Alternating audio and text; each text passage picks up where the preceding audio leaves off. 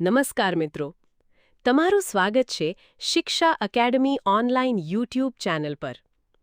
અહીં તમને TET, TET, એચટેટ તેમજ વિવિધ સ્પર્ધાત્મક પરીક્ષાઓ માટે ઉપયોગી શૈક્ષણિક માહિતી, નિબંધ, નોટ્સ અને મહત્વપૂર્ણ માર્ગદર્શન સરળ ભાષામાં મળી રહેશે. તો મિત્રો, આજના વિડીયોમાં આપણે ખૂબ જ મહત્વના વિષય ડિજિટલ યુગમાં શિક્ષકની ભૂમિકા વિષય પર વિસ્તૃત નિબંધ સમજવાના છીએ. આજનો સમય ટેકનોલોજીનો સમય છે. મોબાઈલ, ઇન્ટરનેટ અને આર્ટિફિશિયલ ઇન્ટેલિજન્સ જેવી આધુનિક ટેકનોલોજીએ શિક્ષણ ક્ષેત્રમાં ક્રાંતિ સર્જી છે.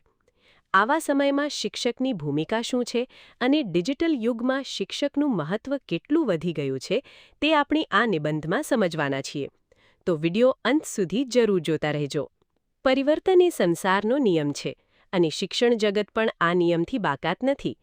પ્રાચીન કાળની ગુરુકુળ પ્રથાથી લઈને આજના આધુનિક સ્માર્ટ ક્લાસરૂમ સુધીની શિક્ષણની સફરમાં અનેક બદલાવો આવ્યા છે.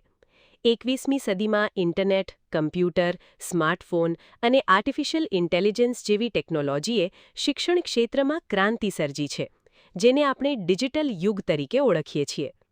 આ નવા યુગમાં માહિતી આંગળીના ટેરવે ઉપલબ્ધ છે, ત્યારે એક સ્વાભાવિક પ્રશ્ન ઊભો થાય છે કે શું ટેકનોલોજી શિક્ષકનું સ્થાન લઈ લેશે? આનો સ્પષ્ટ જવાબ છે ના. ડિજિટલ યુગમાં શિક્ષકનું મહત્વ સહેજે પણ ઘટ્યું નથી, પરંતુ તેમની ભૂમિકામાં એક સકારાત્મક અને વ્યાપક બદલાવ ચોક્કસ આવ્યો છે. 1. માહિતીના પ્રસારકમાંથી માર્ગદર્શક અથવા ફેસિલિટેટર. ભૂતકાળમાં શિક્ષક એ જ્ઞાનનો એકમાત્ર સ્ત્રોત ગણાતા હતા. વિદ્યાર્થીઓએ કોઈ પણ માહિતી મેળવવા માટે શિક્ષક કે પુસ્તકો પર નિર્ભર રહેવું પડતું હતું. પરંતુ આજના ડિજિટલ યુગમાં ગૂગલ, યુટ્યુબ અને વિવિધ શૈક્ષણિક એપ્લિકેશન્સ પર માહિતીનો અખૂટ ભંડાર ઉપલબ્ધ છે. આવા સમયમાં શિક્ષકની ભૂમિકા માહિતી આપવા પૂરતી સીમિત રહેતી નથી, પરંતુ તે એક માર્ગદર્શક અથવા ફેસિલિટેટર બની જાય છે. સાચી માહિતીની ઓળખ. ઇન્ટરનેટ પર ઉપલબ્ધ હજારો માહિતીમાંથી કઈ માહિતી સાચી, વિશ્વસનીય અને ઉપયોગી છે તે પારખવાની દૃષ્ટિ શિક્ષક પૂરી પાડે છે. વિવેચનાત્મક વિચારસરણી. માહિતીને માત્ર ગોખવાને બદલે તેનું વિશ્લેષણ કેવી રીતે કરવું અને વ્યવહારિક જીવનમાં તેનો ઉપયોગ કેવી રીતે કરવો તે શીખવવાનું અત્યંત મહત્વનું કાર્ય શિક્ષક કરે છે. 2. ટેકનોલોજી અને શિક્ષણનો સમન્વયકાર. ડિજિટલ યુગના શિક્ષકે પરંપરાગત ચોક અને ડસ્ટરની સાથે સાથે નવીનતમ ટેકનોલોજીને પણ અપનાવવી પડે છે. શિક્ષકો આજે સ્માર્ટ બોર્ડ, પ્રેઝન્ટેશન્સ, એનિમેશન અને ઓડિયો વિઝ્યુઅલ માધ્યમોનો ઉપયોગ કરીને શિક્ષણને વધુ રસપ્રદ અને સરળ બનાવે છે. જટિલ વૈજ્ઞાનિક પ્રક્રિયાઓ કે ઐતિહાસિક ઘટનાઓને 3D વિડિયો કે વર્ચ્યુઅલ રિયાલિટીના માધ્યમથી જીવંત કરીને સમજાવવાની કળા શિક્ષક પાસે હોય છે.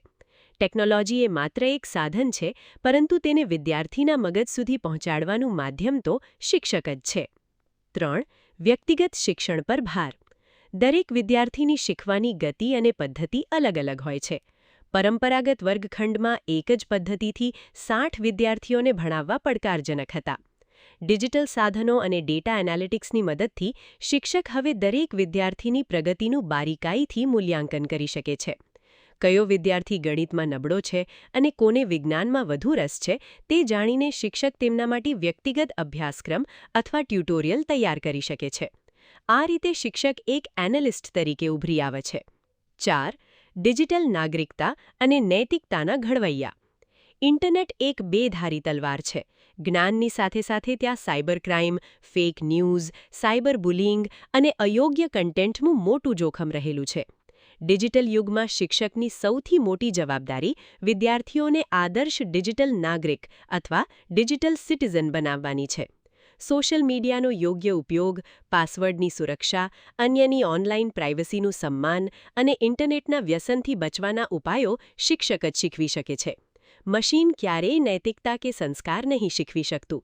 તે કામ માત્ર એક સંવેદનશીલ શિક્ષક જ કરી શકે છે. 5. ભાવનાત્મક આધાર અને પ્રેરણા સ્ત્રોત. વર્ચ્યુઅલ ક્લાસરૂમ અને ઓનલાઈન લર્નિંગના આ યુગમાં વિદ્યાર્થીઓ ઘણીવાર એકલતા, તણાવ અને ડિજિટલ ફટીગ, સ્ક્રીન સામે સતત બેસી રહેવાના થાકનો શિકાર બને છે. રોબોટ કે સોફ્ટવેર ક્યારેય વિદ્યાર્થીની આંખમાં રહેલી મૂંઝવણ કે ચહેરા પરની ઉદાસી વાંચી નથી શકતા. શિક્ષક વિદ્યાર્થી સાથે આત્મીયતા કેળવે છે, તેની નિષ્ફળતામાં હૂંફ આપે છે અને સફળતા માટે પ્રોત્સાહિત કરે છે. ખભે પર શિક્ષકનો એક પ્રેમાળ હાથ અને મોઢેથી નીકળેલા પ્રોત્સાહનના 2 શબ્દો વિદ્યાર્થીના જીવનમાં જે જાદુ કરી શકે છે તે કોઈ AI ટેકનોલોજી કરી નથી શકતી. 6. આજીવન વિદ્યાર્થી તરીકે શિક્ષક. ડિજિટલ યુગમાં ટેકનોલોજી દરરોજ બદલાતી રહે છે. જે શિક્ષક સમય સાથે પોતાને અપડેટ નથી કરતા તે ફેંકાઈ જાય છે. આજના શિક્ષકે સતત નવું શીખવા માટે તત્પર રહેવું પડે છે. નવા સોફ્ટવેર, નવી શૈક્ષણિક એપ્લિકેશન્સ અને ભણાવવાની નવી ઓનલાઈન પદ્ધતિઓ વિશે તાલીમ લઈને શિક્ષકે પોતે પણ એક આજીવન વિદ્યાર્થી બનવું પડે છે.